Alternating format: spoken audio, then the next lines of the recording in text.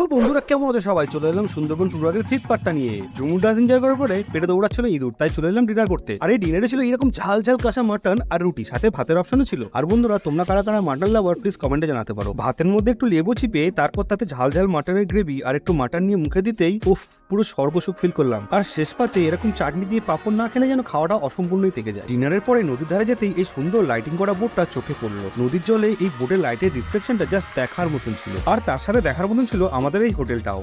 হোটেলের লাইটগুলো সব জ্বালানোর পর হোটেলের অ্যাম্বিয়েন্সটা জাস্ট চুমু লাগছিল। আর বন্ধুরা হোটেল রুমের ব্যালকনি থেকে রাতে আউটসাইডের ভিউটা ছিল জাস্ট এইরকম। চারিদিকটা ঘন অন্ধকার আর হালকা কুয়াশার চাদর চারিদিকটাকে ঘিরে রেখেছিল। সারাদিনের এনজয়মেন্টে হয়ে গেছিল প্রচন্ড টায়ার, তাই করে ফেললাম এক ঘুমে সকাল। আর আমার এই সকালটা স্টার্ট হলো এরকম একটা সুন্দর প্রাকৃতিক দৃশ্য দিয়ে। বন্ধুরা আমার সাথে তোমরাও সকালটাকে এনজয় করো। আমার এই ভিডিওটা যদি ভালো লাগে তাহলে একটা লাইক করে চ্যানেলটাকে সাবস্ক্রাইব করে দাও। দেখা হচ্ছে নেক্সট ব্লগে।